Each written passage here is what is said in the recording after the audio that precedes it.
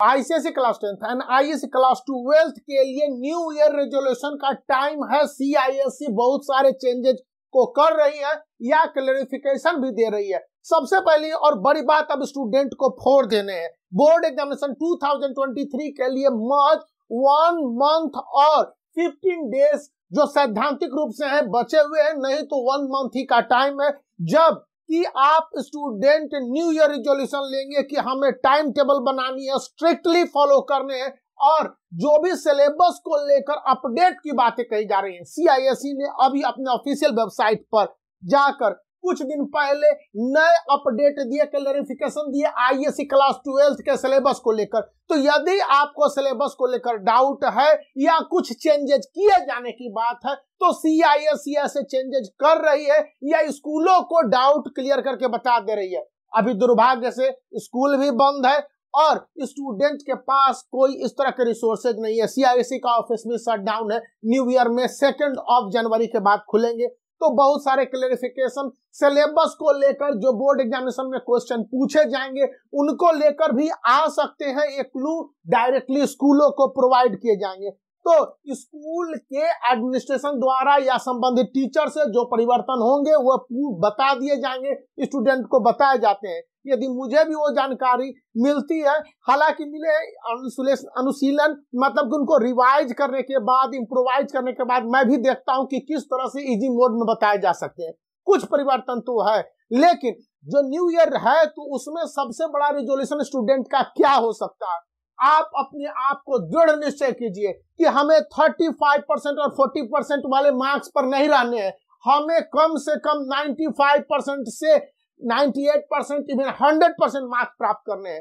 पहली और फॉरमोस्ट बात, यदि आप 100% के टारगेट को रखेंगे तो 95%, 96% तो मार्क्स आ ही जाएंगे और आप उसी के हिसाब से अटेम्प्ट करेंगे क्योंकि यह आपकी एफिशिएंसी को बढ़ा देगा। सेकंड और इम्पोर्टेंट पॉइंट है एनालिटिकल राइटिंग वाले क्वेश्चन है। किस तरह के क्वेश्चन पूछे जाने हैं तो इस चैनल पर मैं कंटिन्यूअसली जनवरी 1 से आईएससी आईसीएसई के सभी सब्जेक्ट के लिए ऐसे क्वेश्चन को प्रेजेंट करने जा रहा हूं जहां सीआईएसई कहती है कि वो एनालिटिकल राइटिंग वाले क्वेश्चन को पूछेगी और उसी हिसाब से स्टूडेंट को तैयारी करनी है।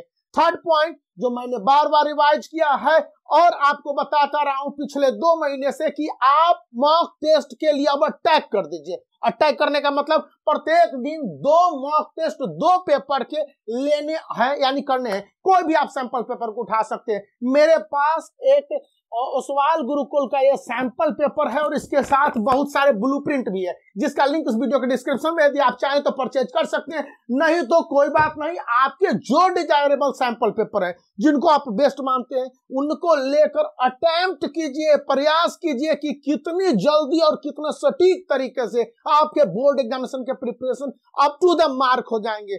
और थर्ड इंपॉर्टेंट पॉइंट यहाँ पर बताए जा रहे हैं कि जो मोटे तौर पर सिलेबस है उसको रिवाइज और उसको कंसाइज करने के साथ साथ कंप्लीट करने हैं। मतलब कि जैसे फर्स्ट वर्ल्ड वार हो गया तो first world war cause effect और सॉल्यूशन, जो भी इसके इफेक्ट पड़े सॉल्यूशन का मतलब उसको आपको देख लेने हैं और ऑनलाइन उनके सेमिनार थे उनमें बताए गए थे तो आप उनको भी रिवाइज कर लेंगे, क्लास 12 के लिए है। इसी तरह से बहुत सारे इंपॉर्टेंट पॉइंट अभी सब्जेक्ट है उनके बता दिए गए स्कूलों में। यहाँ पर मैं एक और पॉइंट बताना चाहूंगा कि मोटे तौर पर प्रत्येक चैप्टर के ब्रीफ पॉइंट या ब्रीफ रिव्यू बनाकर उसको प्रत्येक दिन रिवाइज करें, क्योंकि होता यह है कि स्टूडेंट अगर एक चैप्टर को 5 से ज्यादा बार रिवाइज कर रहा है तो वो उसको कंप्लीट कर ले रहा है और उसके कमांड बढ़ जा रहे हैं। फिर आपके जो 5th मोस्ट वैल्यूएबल पॉइंट आ रहे हैं कि क्या आपने अपने आप को आंसर राइटिंग के लिए तैयार कर रखा है, क्योंकि इस बार पहले के जितने भी एग्जामिनेशन हुआ 2016 से सीआईएसई ने रिवाइज किया, अपने सिलेबस में कई सारे चेंजेस किए, लेकिन 17, 18, 19, 20 के बाद एग्जामिनेशन में ब्रेक हुए, कुछ सैंपल कुछ एग्जामिनेशन नहीं हुए पेपर के, फिर 2021 एग्जामिनेशन ही नहीं हुआ, 2022 2 पार्ट में बोर्ड एग्जामिनेशन बढ़ गए। 2023 में रेवोल्यूशन इसलिए भी है कि ये बोर्ड एग्जामिनेशन को लेकर क्वेश्चन के लेवल बहुत सारे हैं। मतलब कि कभी 1 वर्ड आंसर है, कहीं 1 लाइनर 2 लाइनर है, एक लाइन में 15 वर्ड्स 20 वर्ड है और वहीं पर आपके 400 वर्ड तक के क्वेश्चन के आंसर है, जहां पर कि लॉन्ग राइटिंग है। तो इनका प्रैक्टिस करना होगा और प्रैक्टिस करने के बाद अपने टीचरों के साथ डिस्कस करने हैं कि कौन से गुड पॉइंट है और कौन से इसमें इफेक्टिव पॉइंट छूट गए हैं। कंटिन्यूटी को याद रखने हैं, ग्रामेटिकल मिस्टेक कम करने हैं और आप अपने राइटिंग को कम से कम रीडेबल बनाइए, इंप्रूव कीजिए कि उसे देखा और पढ़ा जा सके।